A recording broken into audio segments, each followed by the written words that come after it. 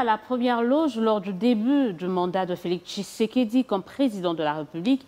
5 ans après, quel a été l'apport, quel a été le rôle, quels sont les acquis à mettre à l'actif de la diaspora par rapport au bilan de Félix Tshisekedi? Madame, Messieurs, très heureux de vous retrouver dans ce tout nouveau numéro de votre émission Dites-nous la vérité, qui reçoit pour vous Maître Paul Okito. Bonsoir et bienvenue. Bonsoir madame, merci. Avocat international, Oui. mais également président du collectif Fachi Second Mandat. Oui. On va parler d'abord de la diaspora avant de parler du mandat parce que ce concept est assez controversé ici au pays. Qu'est-ce que vous entendez par diaspora? Diaspora, c'est toute Congolaise, tout Congolais, même qui n'est plus au Congo, même à partir des Congo-Brazzaville, Ouganda, Rwanda. Donc si vous n'êtes pas au pays, vous faites partie de la diaspora, l'étranger congolais qui est à l'étranger. L'étranger, aujourd'hui, selon certains, la diaspora congolaise se résume à des combattants. Non, non, ça c'est une façon de simplifier un peu, de regrouper tout le monde. Les combattants, peut-être au cours de l'émission, nous aurons le temps à revenir. Les combattants sont des Congolaises et des Congolais qui sont en Europe, et dans tous les pays de l'Europe, et qui peut-être utilisent la violence, pas la violence, ou cette forme de violence déguisée pour faire passer un message démocratique. Mais tout le monde n'est pas combattant. Donc la diaspora congolaise, elle n'est pas combattante. Les combattants, ce sont les hommes et les femmes qui sont dans cette forme d'expression démocratique. Les combattants sont une composante de la diaspora. Je peux le dire ainsi, madame. Qui sont les combattants? Parce que qui sont les combattants? Non, les combattants, parce que je ne suis pas porte-parole. Qui est le Congolais qui aujourd'hui on peut qualifier de combattant? Oui, je ne suis pas porte-parole des combattants, parce que les combattants, c'est une nébuleuse, justement, on essaie d'en savoir un peu plus. Ce n'est pas une structure, ce n'est pas une association, c'est juste une dénomination. Ou un nom combattant, parce que c'était un mouvement qui était né vers la fin du régime de M. Kabila. Il y a eu des contestations. C'est pas le régime de Mobutu à l'époque, non? Les combattants, non. C'était vers la fin du régime, parce que vers la fin du régime de M. Mobutu, il y avait Laurent Désiré Kabila. Tout le monde était plongé dans les fantasmes de la révolution des solutions de l'AFDEL, qui n'a apporté aucune solution. Et les mouvements combattants, son amplification, je peux dire son existence comme mouvement social en Europe, est né vers la fin du régime de M. Kabila, avec des tentatives par rapport à la modification de la Constitution, troisième mandat, tout ça. C'est par là que ce mouvement est né en Europe. Donc c'est un mouvement quand même assez récent. Oui, récent par rapport à l'histoire politique du Congo, oui, je peux le dire ainsi. Oui. Les combattants, ce qui est assez triste pour certains, c'est qu'on assimile tous les Congolais de la diaspora aux combattants. Ce qui est une aberration grave. Vous définissez comme une diaspora réfléchie? Donc je suis de la diaspora congolaise, parce que je suis congolais et je vis à l'étranger. Comme vous pouvez immigrer aujourd'hui peut-être en Hollande, à Jakarta, en Indonésie. Vous faites partie de la diaspora congolaise. Donc, mais les combattants, c'est une composante de la diaspora congolaise qui, au regard de la situation peut-être politique et économique du pays, préfère user la violence ou s'exprimer par la violence pour faire passer les messages démocratiques. Je suis de la diaspora, mais je ne suis pas combattant. Vous êtes de cette diaspora réfléchie?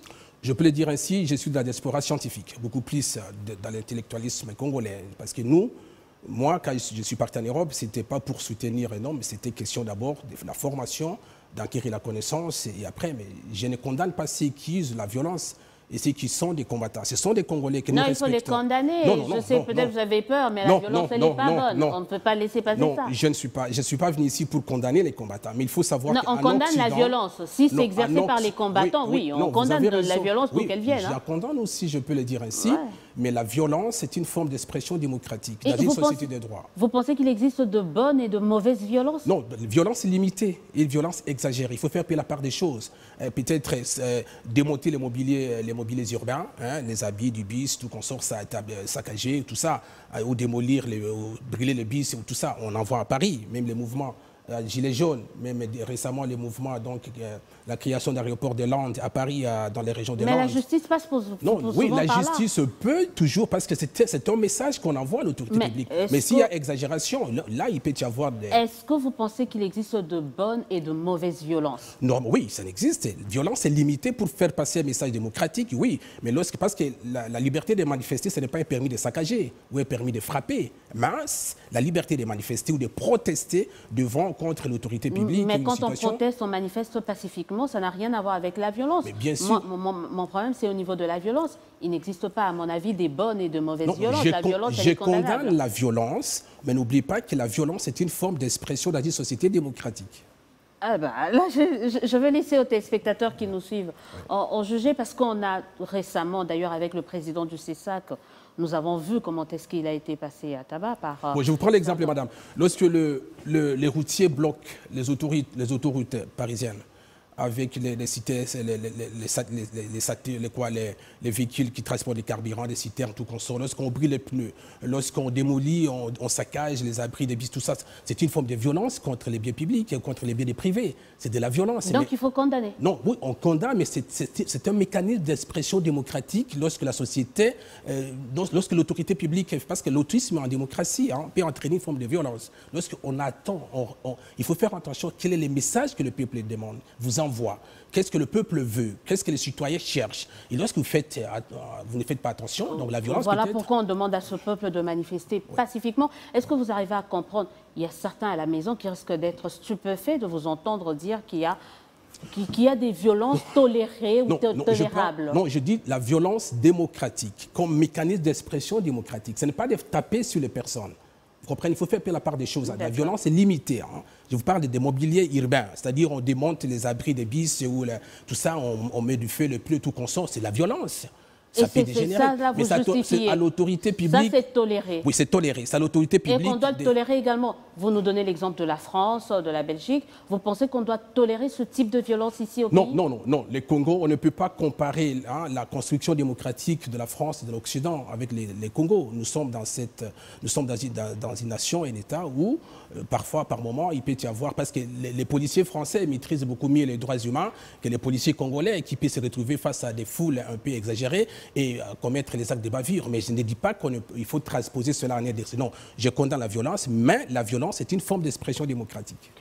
En tout cas, je reviens pour dire que ce sera aux téléspectateurs de juger par rapport à ces affirmations. Mais nous, ici, à Biwane et ailleurs, on condamne toutes les formes de violence. Je la condamne aussi. Pour chez nous, ici, il n'existe pas des bonnes ni de mauvaises violences. La violence verbale, physique, elle est condamnable, surtout sexuelle d'ailleurs. On va en parler peut-être tout au long de cette émission. On revient, on a parlé de la diaspora qui est congolaise, qui est à tort d'ailleurs confondue avec le phénomène combattant. Aujourd'hui, mais on reproche également à cette diaspora de ne pas être organisée, de ne pas être structurée, comme les autres diasporas africaines, sénégalaises, béninoises. Est-ce que vous êtes d'accord avec ça? Mais oui, parce que la diaspora congolaise fait partie du Congo, fait partie des Congolaises et des Congolais. On dit souvent que chaque peuple a ses citoyens, c'est-à-dire les hommes et les femmes qui sont à l'étranger, ce sont des Congolaises. Si ici, sur le plan national, ne sont pas organisés, nous ne le serons pas à l'étranger. Donc c'est parce que c'est nous qui sommes là à l'étranger. Donc ce que l'on peut demander ici, c'est quoi?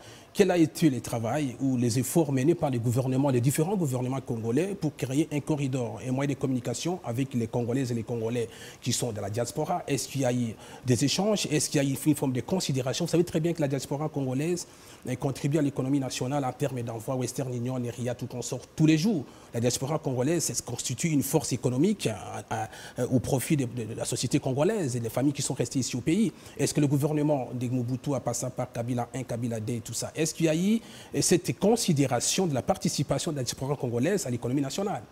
C'est ça. Et c'est ce que vous reprochez par exemple à Kabila, parce qu'on sait que le phénomène combattant est venu, vous l'avez dit, pendant la période de Kabila, et vous reprochez à Kabila d'avoir créé cette distance entre son pouvoir et la diaspora? Oui, avant peut-être pas de condamner, mais avant d'en arriver là, je dois aussi quand même être reconnaissant envers le président Tshisekedi. Depuis 1960 jusqu'à aujourd'hui, le premier président à avoir pensé à la diaspora, à songer, à intégrer que la diaspora constitue une force. Ce sont des citoyens. On va en parler parce qu'on essaie de voir un peu. C'est ça. Moi, je ne condamne pas le président Kabila, mais nous savons très bien que la diaspora a été oubliée, presque oubliée, en termes de participation à la reconstruction du pays, des considérations aussi à la participation du pays. Mais on ne peut pas dire que cela doit être aujourd'hui, non. Il est question seulement de faire un peu d'analyse. On peut réfléchir par rapport à l'apport, la considération. Parce que la diaspora, elle est importante. Elle doit participer à la reconstruction du pays. Ce sont des filles et des fils de ces grands pays, de ces grands Congos. Autant l'ancien régime avec Joseph Kabila n'a pas vraiment fait attention à la diaspora, Autant aujourd'hui, on le voit avec Félix Tshisekedi qui en a un peu trop fait avec la diaspora. Il a tellement donné à la diaspora. Ah bon? Il a presque tout donné à la diaspora. Ah bon? C'est l'avis de beaucoup de personnes. Vous n'êtes pas de cet avis? Non, bon, tout dépend dans quelle partie du rideau vous vous trouvez pour émettre cette observation ou cette constatation. Certes, je peux reconnaître à notre président Fathi et au gouvernement d'avoir pensé à la diaspora congolaise. Premièrement, de nous simplifier l'obtention des visas à l'entrée pour les binationaux. Hein, ce qui se passe que notre nationalité, elle est une exclusive. Si je deviens français, automatiquement, je ne suis plus congolais. Je suis devenu étranger au même titre que le français qui habite blanc, qui habite ici.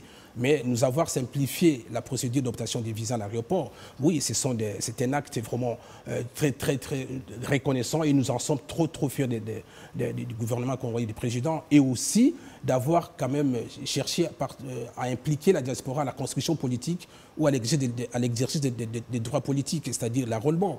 Aujourd'hui, c'est pour la première fois depuis 60 que les Congolaises et les Congolais de l'étranger, de la diaspora, parce qu'il y a 5 pays au total. Oui, donc ils se sont présentés à des ambassades et exprimés, à relais, ça relais, et peut-être nous serons une circonscription électorale, et on ne sait jamais, mais vraiment ce sont des actes qui sont posés dans le bon sens par les gouvernements congolais, mais il faut aller encore un peu plus.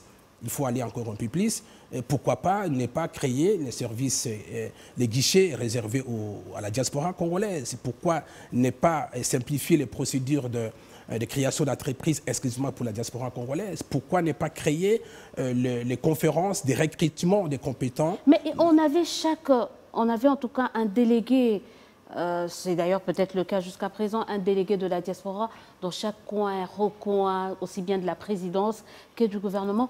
Pourquoi, à votre avis, tout cela n'a pas été fait? Non, je ne dis pas que... Moi, nous savons très bien que, madame, quand on aime le pays, il faut dire la vérité. Et, on aime le pays, les Congos, c'est notre pays et les Congos n'appartiennent à personne. Quand le président Fathi Tshisekedi a accédé au pouvoir, il a trouvé un pays en décomposition. Tout est à refaire. Certes, il y a eu certains membres de la diaspora qui sont là, qui étaient recrutés par la présidence et dans les institutions. C'était dans une forme de précipitation, parce qu'il a fallu nommer des gens, tout ça. Donc, il n'y avait pas eu un travail de sélection des compétences. C'est pourquoi, aujourd'hui, je félicite d'abord le président qui s'est ressaisi, il s'aperçoit qu'il y a des erreurs qu'il faut rectifier par moment. Il commence à dégager certaines personnalités ou certains individus de la diaspora qui n'ont... C'était pas la bonne diaspora, c'était pas des gens... Parce que les gens pensent que quand on est de la diaspora, on devient intelligent. Non, je peux être de la diaspora, mais je peux être au chômage en Europe pendant 30 ans, pendant 20 ans. Et ce sont ces gens-là qu'on a eu à recruter. Je n'ai pas dit que ce sont ces gens-là, mais on se rend compte que si aujourd'hui les gens, les voix s'élèvent par-ci par-là, que non, la diaspora, on nous appelle par moment la diasporie. La diasporie, je peux le dire ainsi, vous avez raison, vous n'avez pas tort. Parce que les recrutements étaient beaucoup plus guidés par les sentiments de reconnaissance un peu tribalo-régional, faisant un peu de ceci, beaucoup plus les personnes. Mais aujourd'hui, le président s'est ressaisi, il est en train il recrute les compétents. Et je vois mon ami comme Martin Moulumba, avec qui nous avons étudié. Ce sont des personnes qui méritent d'être recrutées comme diaspora, capables de porter quelque chose. Et encore, qu'on les attend tous dans des actes, c'était une diaspora, je crois qu'on le disait peut-être au début de l'émission, une diaspora familiale, clanique, tribalo-ethnique. Oui, bon, je peux le dire ainsi parce que ce n'est pas un nouveau phénomène. Même à l'époque de Laurent Désiré Kabila, c'était la diasporie. Laurent Désiré Kabila aussi avait recruté la diaspora parce que dans la précipitation, les autorités n'avaient pas la possibilité de sélectionner les compétences. Hein. C'était beaucoup plus. Moi, j'étais avec vous à Matongué, j'étais avec vous à Paris, tout ça, parce que tout ça. Mais aujourd'hui, le président et le gouvernement travaillent là-dessus pour recruter les compétents, les femmes et les hommes qui ont fait preuve dans les pays d'intégration, d'immigration. Ce n'est pas parce que je suis congolais à l'étranger que je deviens compétent ou intelligent. Non, il faut suivre et connaître les parcours universitaires, entrepreneurial et les cursus de chaque individu. Que non, tel est un médecin, est un avocat, c'est un juriste, tout ça. Et répondre parce que ces gens ont besoin, demandent qu'une seule chose, retourner au pays, madame. Je peux dire porte-parole de cette diaspora intellectuelle, de cette diaspora de l'intelligence congolaise à l'étranger. C'est retourner au pays et construire avec Président Tshisekedi ce grand pays. On va essayer de voir qu'est-ce que veut votre structure, savoir Fathi Segomanda. Mais avant, on nous dit il y a eu cette animosité-là, je ne sais pas si vous le comprenez, entre nous les locaux, en tout cas les Congolais qui sont restés à l'intérieur du pays, et la diaspora. On a eu l'impression que, comme je le disais tout à l'heure, Tshisekedi vous a tellement donné que nous, on n'a rien reçu, alors que c'est nous qui avons reçu les gaz. Quand je dis nous, c'est un peu, voilà, les combattants. Oui, non. Il y a eu des combattants à l'extérieur, mais il y a des combattants ici. Oui, là, ils n'ont pas été mieux lotis. Non, c'est un jugement un peu simplifié. Je ne veux pas dire que non. Certes, oui, nous constatons qu'il y a une forme d'animosité entre les locaux et on appelle les pros. Les pros. Nous ne sommes pas dans le foot ici, les locaux, tout ça. Nous sommes tous des Congolais. Hein. Il y a des locaux qui sont compétents, qui sont aussi intelligents, qui sont au pays. Il y a aussi, dans la diaspora congolaise, des personnes qui ne sont pas intelligentes, qui n'ont rien fait à l'étranger, qui ont perdu leur temps seulement en train d'acheter des soins sur Matongé ou bien sur Château Rouge. Il y a aussi des professeurs, il y a aussi des intellectuels, des grands intellectuels qui demandent une seule chose, retourner. Dire que le président Tshisekedi nous a donné tout. Mais n'oubliez pas que Tshisekedi lui-même, c'était... Mais vous étiez dans le précaré de président Tshisekedi. L'entourage du président Tshisekedi, c'est la diaspora. Il est les nôtres. Alors que c'est nous, en fait, c'est les locaux qui l'ont voté. Non. Qu'il avait voté. Non, c'est parce qu'on n'a pas voté qu'on n'a pas le droit à travailler pour son pays.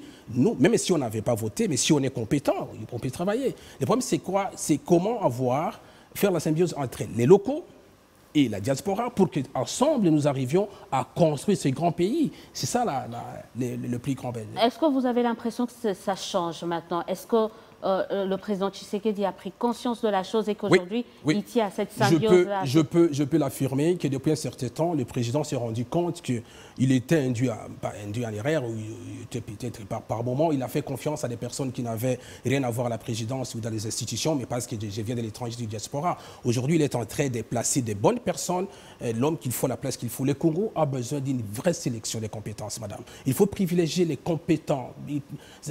Au-delà de toute autre considération tribalo-linguistique, régionale ou clanique, parce que la fin des matantes ou la fin... Non, il faut mettre l'accent sur la compétence de l'individu. Qu'est-ce que cet homme, cette femme, comme vous, qu'est-ce que nous attendons de vous? Ce n'est pas parce que je suis votre frère et que moi, j'engage les personnes, je dois vous... Non, je dois me poser la question, est-ce que cette personne, oui, elle est à l'étranger, ça fait autant d'années, mais elle vient au pays.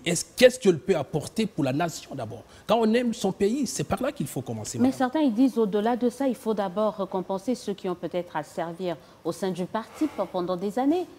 C'est aussi ça, le parti d'abord, la famille d'abord et le reste après. Oui, madame, mais si je ne suis pas dans une réflexion de la récompense un peu partisane, que non, du militantisme politique, que non, moi je ne suis pas de l'IDPS, hein, mais je suis congolais. Et la République n'appartient pas à l'IDPS, la République appartient à tout le monde. Et le président lui-même travaille avec des personnes qui ne sont pas d'IDPS. Ici, nous parlons de la nation congolaise, ce n'est pas du parti IDPS. Si peut-être au niveau du parti, il y a ce qu'on appelle la rétribution en termes de travail rendu, que non, j'ai trop chanté, j'ai trop crié, tout ça. Là, c'est autre chose. Ici, nous parlons de la nation congolaise. Il faut miser sur la compétence de la personne que toute autre considération.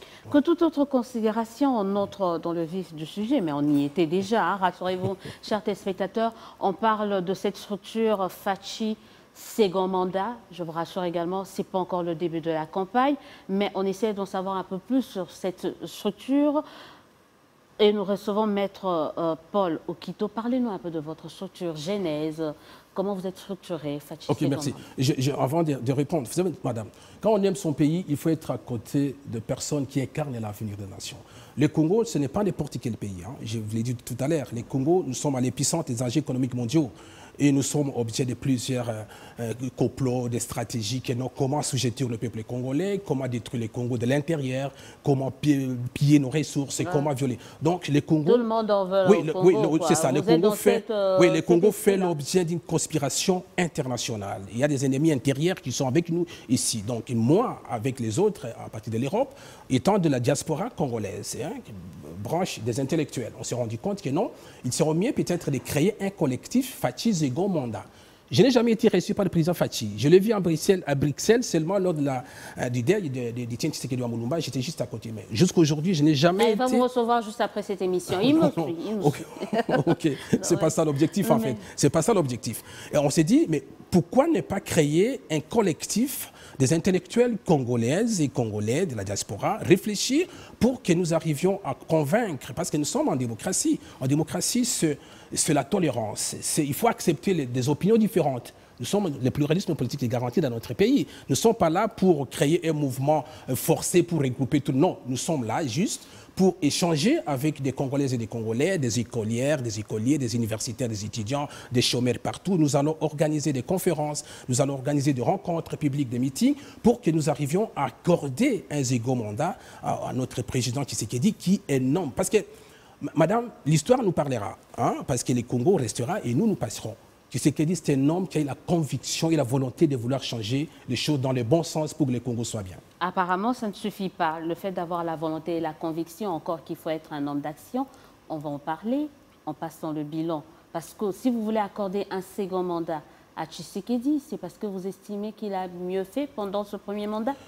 Non, ce n'est pas question de mieux fait, mais il faut question de voir pourquoi certaines choses n'ont pas été faites, pourquoi certaines choses ont été moins bien faites. Hein?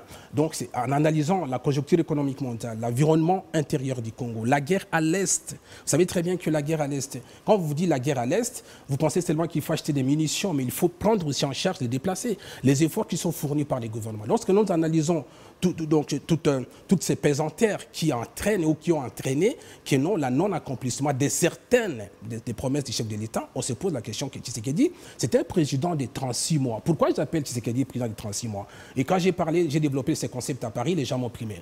Pourquoi 36 mois? Bon, oui, il a géré les pays que pendant 36 mois. Parce que les 2 premières années qu'il était dans cette formule un peu des rumeurs et de regards un peu FCC cash. Il y avait des tensions, cette situation très conflictuelle où les décisions du président devraient d'abord demander, il faut demander la vie du président. Ils étaient en coalition, ils n'avaient pas la majorité. Hein. Bien sûr, mais il était dans une coalition conflictualisée où les intérêts individuels des partis politiques ou des familles politiques dépassaient la volonté de l'État ou les intérêts nationaux. Donc on s'est rendu compte que non, il n'a pas géré les pays pendant les 2 premières années parce qu'il n'avait pas la majorité parlementaire, ni même l'obéissance, pas obéissance, mais dis-moi la collaboration avec ses ministres. Il y a des ministres comme Portefeuille qui bloquaient les ordonnances du chef de l'État que non, je ne peux pas exécuter parce que je n'ai pas encore reçu l'ordre du mot de Kingakat. Vous voyez? Donc tout ça, on s'est rendu compte que non, Tshisekedi mérite un second mandat. Parce que dans le Congo a des compositions pendant plus ou moins 63 ans. Depuis 60 jusqu'à aujourd'hui, nous occupons toujours les avant-dernières places dans les classements des nations, toujours les pays les plus pauvres. Les revenus moyens des Congolais, c'est moins de $2 par jour. 2 $. Et cette situation perdure depuis des années. Et on ne peut pas faire ressusciter ces Congos. Le président l'a déclaré à Lodja que le pays était mort. Oui, mais certains lui ont reproché cela à un pays que tu diriges, dire qu'il est mort. C'était peut-être pas une bonne façon de remotiver les gens à retourner au travail. Non, c'était un discours de vérité.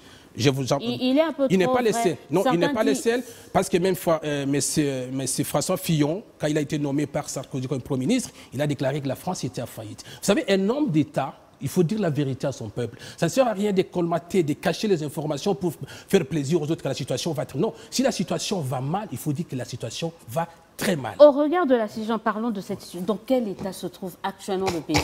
Vous avez dit Tshisekedi n'a eu à diriger que pendant 36 mois.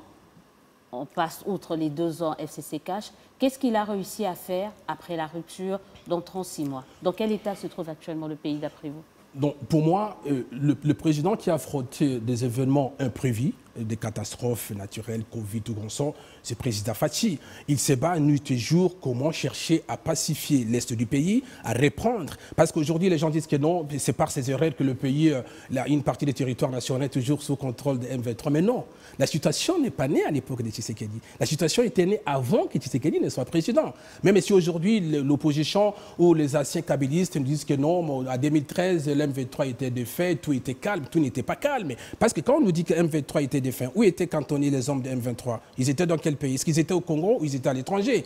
Donc c'était juste une forme d'accalmie tout à fait provisoire. Mais Kabila a laissé, je pose toujours cette question aux gens de pouvoir qui viennent. Kabila quand même, Tshisekedi a trouvé un pays, on l'a légué un pays de manière intégrale, un pays uni. un pays pas sous occupation, c'est aussi ça. Oui, mais il y avait toujours la mauvaise volonté des États, des États de la région, du président Paul Kagame. C'est toujours la faute aux autres. Mais bien, non, pas toujours la faute aux autres. C'est pas le manque de jugeote de la part. Non, parce que quand le président... pas les frais de sa naïveté. Non, madame, c'est pas ça. Quand il a accédé au pouvoir, il n'était pas élu président pour assurer les services après-vente de Kabila. Donc, il devrait imprimer sa marque. C'est pourquoi il avait privilégié la diplomatie pacifique. Il a cru, il croit encore que l'Afrique et le Congo sera construit lorsque nous avons des rapports de bon voisinage avec nos voisins. Parce que nous partageons... C'est ce côté-là naïf de Tshisekedi. Non.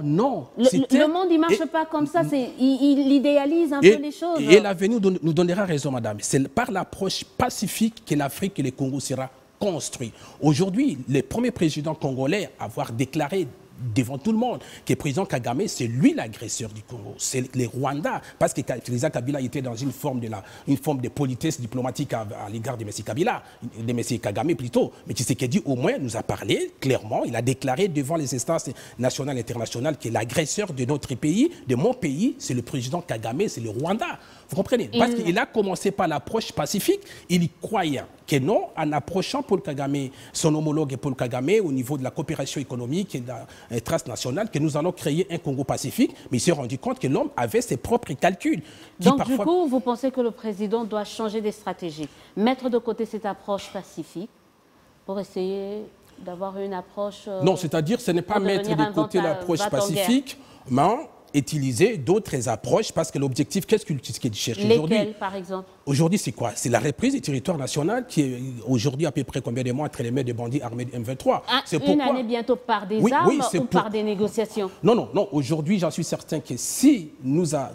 Parce qu'il y a une forme de coopération au niveau régional. Avec la SADC, si nous avons l'assistance militaire, avec la volonté manifestée de nos forces armées, parce qu'on ne peut pas dire que le Congo sera toujours... Les solutions aux problèmes du Congo seront toujours l'apanage des nations étrangères, tout comme ça. À l'interne, aussi, le président travaille, la loi de programmation militaire, le recrutement des jeunes ou des nouveaux recrues. Ça nous montre que non, avec nos forces intérieures, avec la coopération avec la SADC, nous en sommes certains que nous pouvons résoudre le problème à l'est du pays. Vous mettez plus l'accent actuellement sur la SADC, donc l'étape de l'EAC est une histoire ancienne, et les opposants se disent, certains opposants disaient à Tshisekedi de ne pas signer un accord avec l'EAC. Est-ce que ce ne sont pas ces jugements-là, certaines décisions qu'il a prises, qui aujourd'hui lorsqu'un État signe, oui, je vous comprends, lorsqu'un État signe un traité, une convention ou tout comme ça, c'est au regard de ses intérêts souverains.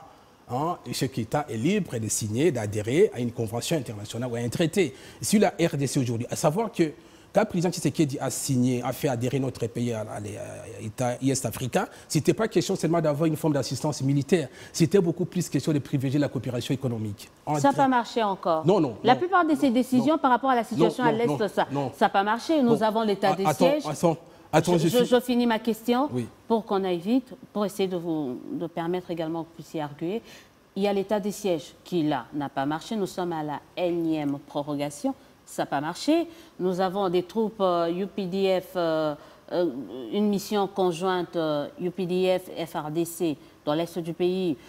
Ça poursuit son chemin. Vous avez l'Afrique de l'Est avec les AC qui est venue. Ça ne marche toujours pas. Est-ce qu'aujourd'hui, on ne peut pas se regarder en face et se dire que non, toutes les décisions prises par Tshisekedi en matière de la sécurité ou le retour de la sécurité n'a pas marché? Non, c'est pas que...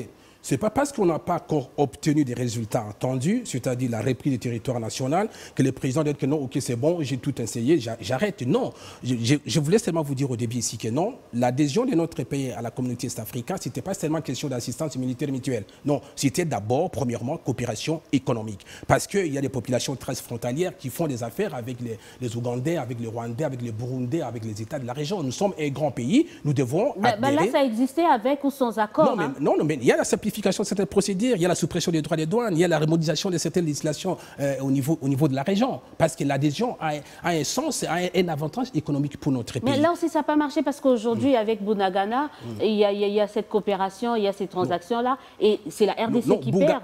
Bunagana, là, c'est beaucoup plus la situation parce que le territoire est entre les mains des éléments étrangers. Donc on perd, même sur le plan économique, on est perdant. Oui, mais ce n'est pas parce que nous perdons aujourd'hui que nous allons perdre demain. C'est parce que nous avons perdu que le président et le gouvernement doivent dire que non, nous arrêtons parce que nous perdons. C'est pourquoi le président mouille toujours sa chemise à la recherche de solutions. Si au niveau de la IAC, l'assistance militaire de la IAC n'apporte pas des résultats entendus, parce qu'on trouve une certaine, je peux dire laxisme ou coopération tout consort avec ces militaires, le président demande aujourd'hui l'assistance de la SADC. Et nous savons très bien que la SADC a aidé la République en 98, hein, 98. Même pendant le temps de Kabila. Voilà. Oui, certains ils disent la SADC aurait pu intervenir depuis, parce que c'est la SADC qui a aidé quand même le pouvoir de Tshisekedi à l'époque. Non, ce n'est pas parce que ceux qui disent que non aurait dû intervenir depuis très longtemps ignorent. Il aurait pu continuer avec une coopération avec la SADC. Non, moi je peux le dire que l'environnement de la région là, au niveau de la région de Grand, il y a beaucoup de... Parce que lorsque nous regardons, nous pensons seulement que c'est la M23. Ce n'est pas seulement la M23. Il y a des forces occultes, il y a des multinationales qui ont besoin que cette partie du territoire soit toujours en feu et en sang parce qu'ils ont besoin de nos coltans. Ce n'est pas seulement les Rwandais. Les Rwandais, c'est supplétif et c'est la partie visible du conflit. Mais la partie invisible, c'est les multinationales. Donc, et même aussi sur le plan interne, il y a certains nationaux congolais qui préfèrent collaborer avec les ennemis de la nation parce qu'ils ne sont pas dans des postes, parce qu'ils n'ont pas occupé tel poste. Donc l'environnement est très conflictuel avec le chef de l'État, le président Félix Tshisekedi. Vraiment, c'est un homme courageux, madame. Peut-être vous avez la lecture d'une journaliste ou peut-être de l'opposition du pouvoir, je ne sais pas de quelle tendance vous avez, mais le président Tshisekedi a la volonté de vouloir pacifier le pays. Mais peut-être il manque des stratégies. Non, les stratégies... La volonté, elle est là, tout le monde peut l'avoir, mais comment y arriver? Les stratégies sont là, parce que l'armée congolaise monte en puissance. Nous étions d'abord sous embargo. À l'époque, on n'avait même pas le droit d'acheter des Kalachnikov ou bien des munitions. Aujourd'hui, le gouvernement peut acheter, passer des contrats d'achat d'armement, des munitions avec tout le monde. Donc, aujourd'hui, avec l'armement que nous avons la possibilité d'en avoir, d'acheter les contrats que nous pouvons signer, et l'augmentation aussi du budget de l'armée. N'oubliez pas que la loi de programmation militaire fait augmenter le budget de l'armée en termes d'indemnisation, salaire et traitement, équipement des militaires. C'est une augmentation très considérable. Les recrutements et la coopération avec la SADC, je suis certain que cette partie du territoire national, nous allons la récupérer. Récupérer, ça c'était l'aspect sécuritaire. Pourquoi il faut accorder un second mandat à Félix Tshisekedi? Selon vous, sur le plan sécuritaire, c'est parce qu'il a la volonté. Un second mandat, pourquoi? Parce que les ennemis du Congo sont en train de nous présenter que non, si un tel devient président demain, et le Congo sera, tout le monde sera nous serons tous des milliardaires. Les autres là, c'est ce que Tshisekedi disait avant d'accéder au pouvoir. Il disait ça. C'est-à-dire, nous, intellectuels de la diaspora, on s'est rendu compte que le président Tshisekedi a la volonté. Il a une vision pour le Congo, il a un programme pour la nation. Sur le plan sécuritaire, on l'a vu, vous estimez qu'il est en train de mettre tout en œuvre, la loi de la programmation militaire, le recrutement, il est en train de tout faire. Mais la situation congolaise, madame, elle est semblable à la situation malienne. Je vous prends l'exemple juste du Mali. François Hollande était venu au Mali avec des chars de combat, des munitions en 2012, que non, je vais pacifier le Mali, il n'y aura plus de terroristes. 2012 à 2022, ça fait 10 ans. Que le nord du Mali a toujours... Parce que c'est un complot international. Face à un complot international, on ne peut pas résoudre cette situation du jour au lendemain. Ça prendra du temps, mais à la fin de la fin, nous finirons à récupérer les Congos. Ce n'est pas parce que le président Tshisekedi ne travaille pas, c'est pas parce que le gouvernement l'embine à prendre des mesures adaptées à la situation à l'est du pays que nous avons la sécurité, mais parce que c'est un complot. Et dans ce complot, il y a aussi des nationaux qui font partie de ce complot contre la nation. Vous jetez les gens en pâture, là, des nationaux, vous avez une idée Non, il y a des ennemis intérieurs. Même le président Bosso lui-même à l'Assemblée nationale avait déclaré... Il n'a jamais cité le nom, il n'est plus jamais revenu sur la phrase. Hein. Non, mais nous savons très bien qu'il y a une forme de complicité des nationaux avec ces multinationales, avec ces vendeurs, tout ça pour juste neutraliser la République. Sur le plan économique, pourquoi les Congolais devaient accorder un second mandat à Tshisekedi? Sur le plan économique, vous savez très bien, aujourd'hui, nous avons suivi dernièrement la manifestation organisée par l'opposition, entre guillemets, vie chère. La vie chère, elle est partout. Ça, je vous l'ai dit, partout. Et les gens protestent partout également. Et l'inflation, elle est partout. On proteste partout, non, on est d'accord. Les protestations dépendent d'une société à une autre. Okay. Donc en RDC, pourquoi nous voulons accorder un second mandat? Moi, je pense, et je le parle, je ne suis pas membre de l'IDPS. Et je ne suis pas de la famille présidentielle. Mais je sais que c'était nationaliste. C'était congolais, des pères et des mères. Alors, je pense que si nous accordons un second mandat, vu que le président Tshisekedi maîtrise d'abord déjà l'environnement politique, sociologique, économique du pays depuis 2019, donc si nous lui ajoutons encore 5 ans, il peut apporter non seulement des solutions pérennes, mais résoudre la situation économique du pays. Il n'y a eu aucune réforme non. Sur le plan économique, quelle est la réforme phare de Tshisekedi? On passe outre les 2 premiers mandats, les 2 premières années. Les 3 dernières, quelle est la réforme phare sur le plan économique de Tshisekedi? Non, vous avez suivi le discours du président, du Premier ministre lors de son investiture à l'Assemblée nationale. Les réformes sont à venir. Les réformes, on ne peut pas le mettre du jour au lendemain. Il faut poser les cadres juridiques de ces réformes. Vous avez la publication récemment du code numérique. Donc, il y a des réformes à venir dans les jours à venir. Ce qui est important... Tshisekedi bénéficie du code minier qui est une réforme de Kabila. Mais non. Aujourd'hui, on parle de 16 milliards. Dans le budget, c'est grâce à ce code minier laissé par Kabila. Non, les codes miniers, d'ailleurs, il y a à boire et à prendre et à laisser dans ces codes miniers. En tout cas, on ne va pas révisiter ce code, demande à Tshisekedi. Non, il y a une réforme majeure. Non, il y a des choses qui nécessitent une forme de réadaptation par rapport à l'environnement économique de notre pays et à la conjoncture économique mondiale. Je vous épargne ici les détails par rapport au contrat chinois, dont les voix s'élèvent. Non, on peut en parler. Les sociétés civiles partout demandent que non, il faut révisiter ces contrats. Ces contrats ont été signés dans la précipitation. Certes, il y a eu un comité de pilotage ou d'analyse sur le volet infrastructure et le volet minier, tout consort. Ça nécessite aujourd'hui une forme de réadaptation de ces contrats parce que la RDC perd des tonnes de nos minéraux, alors que les infrastructures garanties dans ces contrats que non, nous aurons les autoroutes à 10 000 km, ceci, là. Bon, peut-être ça existe quelque part, mais le Congo, je n'en vois pas. Donc, le président Tshisekedi, parce que pour matérialiser ses promesses, il doit révisiter ses contrats pour du moins ramener la partie chinoise à prendre un peu ses responsabilités face à... On attend la commission, les prochaines négociations après le passage du président, la visite d'État du président en Chine, mais on se dit la réforme phare, il n'y en a pas. Là, au moins, vous êtes d'accord avec ceux qui disent cela? Le Congo ne fera pas... Sur le plan économique? Non, le Congo ne fera pas des réformes seulement pour plaire à la Chine, pour faire à la Banque mondiale. Le Congo, c'est un État souverain. Et que les décisions économiques qui sont prises par les gouvernements correspondent d'ailleurs aujourd'hui à l'environnement économique du Congo. La situation qui impacte, c'est la concrétisation de l'aventure de l'État, c'est la situation à l'est du pays. Parce qu'à l'est du pays attire l'attention du gouvernement tous les jours. Ce sont des femmes et des enfants qui meurent, qui sont violés. Et aujourd'hui, l'opposition, au lieu de manifester à la recherche des solutions pour amener la paix à l'est du pays, non, l'opposition cherche les termes, les mots pour pousser la population contre les institutions. C'était l'une des thématiques retenues pour la marche, quand même. Vous ne pouvez pas reprocher cela à l'opposition. Oui, mais... Il a marché pour exiger la paix dans la partie du pays, pour dire non à l'insécurité. Madame Élisée, nous aimons, moi j'aime l'opposition. Parce que la présence de l'opposition reflète la beauté de la démocratie. Nous voulons une opposition des hommes et des femmes matures politiquement, une opposition de proposition, une opposition qui participe à la construction et non pas une opposition de la déconstruction et qui démotive les citoyens. Les efforts qui sont fournis par les gouvernements congolais aujourd'hui pour ramener la paix à l'est du pays, on ne sait pas, c'est pas seulement contre le Rwanda ou contre le M23, mais c'est contre la communauté internationale. La RDC, ce n'est pas seulement contre les groupes armés, les Codeco, tout. Non, mais c'est contre la communauté internationale que nous nous battons. On se bat contre la communauté internationale, mais certains, puisqu'on revient encore à la situation sécuritaire qui est une priorité, et d'ailleurs avec raison, la priorité de priorité, mais on a cette tendance, et on le voit, il y a cette généralisation de l'insécurité qui ne reste plus que l'apanage, j'allais dire, de l'est du pays, mais non loin de Kinshasa, à Kwamouth, oui. Ça c'est général. Et c'est une situation... Voilà, c'est les ennemis, madame. C'est juste ça. C'est les ennemis de la République. Est-ce que Tshisekedi a le contrôle du pays? Est-ce que Tshisekedi a le contrôle? Nous avons le contrôle du pays, mais les ennemis de la République, la main noire, les forces négatives, opèrent partout. Qu'est-ce qu'elle cherche, cette force négative?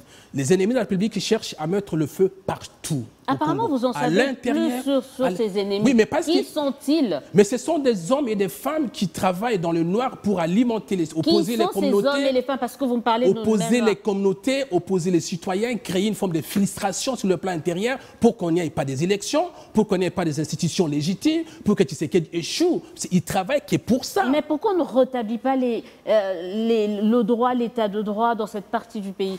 Pourquoi on ne rétablit pas la sécurité puisqu'on connaît apparemment les gens qui sont derrière toute cette situation? Oui, mais c'est un travail que le gouvernement est en train de faire parce qu'on ne peut pas On ne peut pas résoudre tous les problèmes du Congo en un seul jour, madame. Donc, c'est un travail qui nécessite. Ça prendra du temps, mais il faut savoir d'où viennent ces problèmes. Le problème, c'est la main noire. C'est les forces négatives qui sont sur le plan intérieur, qui collaborent avec les forces extérieures. Qui n'a pratiquement aucun contenu quand même. Vous dites la main noire, oui. Les forces extérieures, oui, mais c'est quoi le contenu qu'on met dans ces Est-ce que vraiment, si M23 n'avait pas le soutien du Rwanda, des États de la région, est-ce que vous pensez réellement le M23, ce n'est pas une armée organisée, structurée avec... Non. Pourquoi le secrétaire général des Nations Unies avait déclaré que le M23 disposerait des munitions d'armement beaucoup plus importants que... Tout ça, on sait, mais comment on arrive à mettre fin? Vous comprenez? Donc c'était un complot.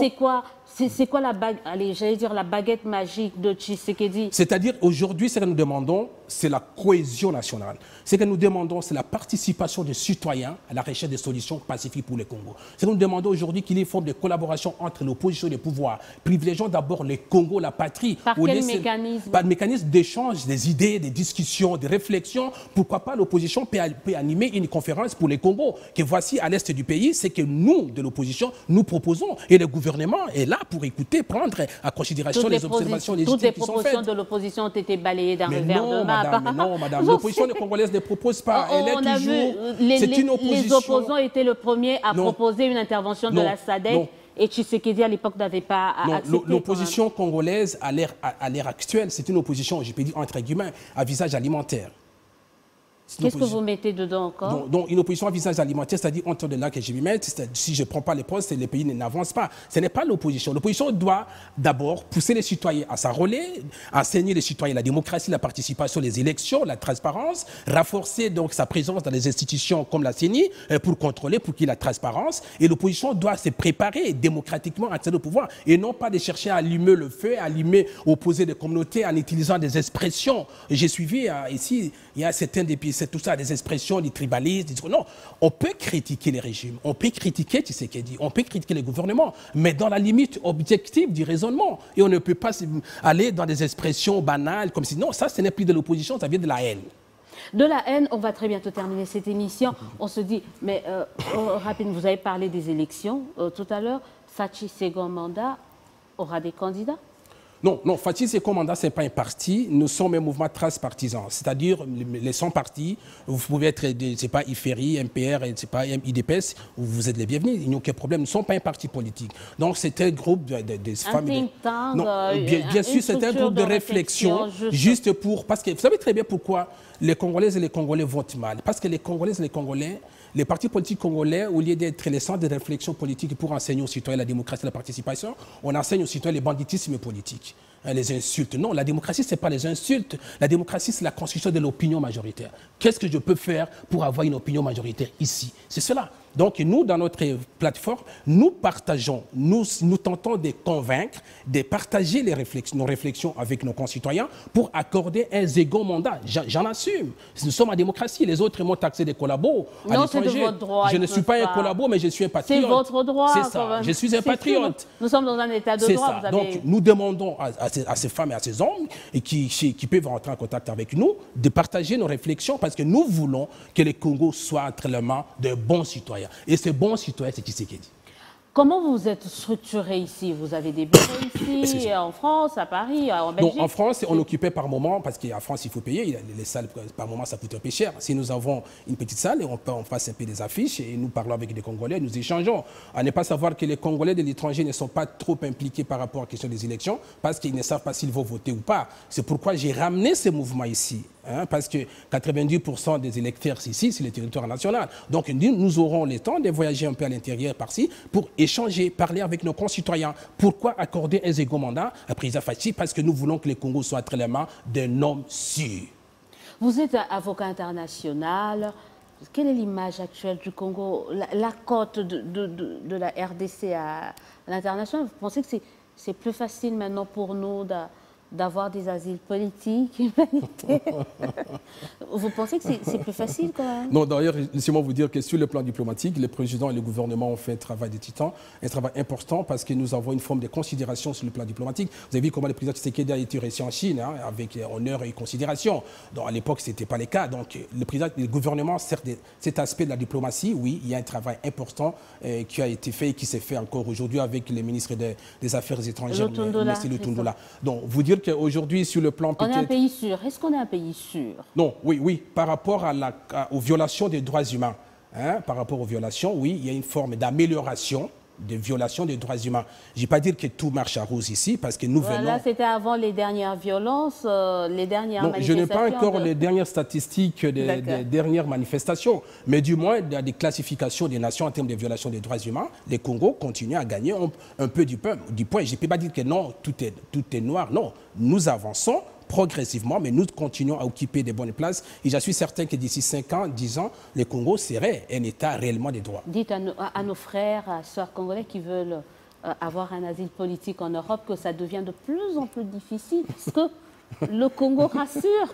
Ah oui, donc aujourd'hui, Madame Odiambo, même si ce n'est pas ça... de plus en plus, il devient difficile de dire que je suis pourchassé. Ah oui, vous savez très bien que les hommes et les femmes qui partent à l'étranger, vous arrivez dans un pays, vous êtes déracinés, complètement dépaysés, un environnement est connu, on vous demande de faire ceci ou cela. Ils sont là à traiter d'inventer les histoires que non, on m'a fait ceci, on m'a fait cela. Je ne les condamne pas, mais sur le plan des violations des droits humains et des répressions du pouvoir politique contre les citoyens, le Congo n'est plus un État où il faut aller créer une histoire et obtenir titre de séjour facilement. Ça devient un peu difficile. Maître Paul Okito, merci d'avoir répondu à notre invitation. Juste une minute pour votre mot de la fin. Non, merci de m'avoir accordé ce temps. Je demande seulement aux Congolaises, aux Congolais que le Congo, c'est un grand pays et que nous avons besoin de la démocratie pacifique, de la démocratie de participation. Les ennemis de notre nation cherchent les astuces, le mécanisme, les stratégies pour mettre le Congo en feu et en sang et que nous, on n'a qu'un seul pays, c'est notre pays. Créons la cohésion nationale autour des autorités nationales. Même si sur le plan intérieur, nous avons des petites questions ou des petites différences, c'est qui est normal la démocratie, mais privilégions d'abord les Congos. Parce que si les Congos aujourd'hui, nous sommes envahis, vous savez très bien que le Congo est envahi sur le plan économique. Je peux prendre l'exemple. L'économie congolaise est entre les mains des étrangers. Entre les mains, avec la bénédiction des autorités non, oui, c'est un processus, bien sûr. Donc, qu'est-ce qu'il faut faire pour que nous soyons, nous aussi, des acteurs économiques dans notre propre pays? C'est ça la volonté du gouvernement. Sauvons la République. Et parlons du Congo d'abord au lieu de toute autre considération individuelle. Moi, j'ai créé ce mouvement avec mes amis, mais parce que j'aime le Congo. Je vais accompagner un homme qu'on appelle Tshisekedi, Félix, parce que je sais qu'avec cet homme, le Congo sera entre les bonnes mains et nous allons redresser ce grand pays au centre de l'Afrique et du monde. Merci. Merci à vous d'avoir répondu à notre invitation et merci aux téléspectateurs qui sont de plus en plus nombreux à nous suivre sur BeOne Télévision, mais également sur nos différentes plateformes. On se dit au revoir à très bientôt pour un nouveau numéro de votre émission. Dites-nous la vérité en attendant. Prenez soin de vous. Merci.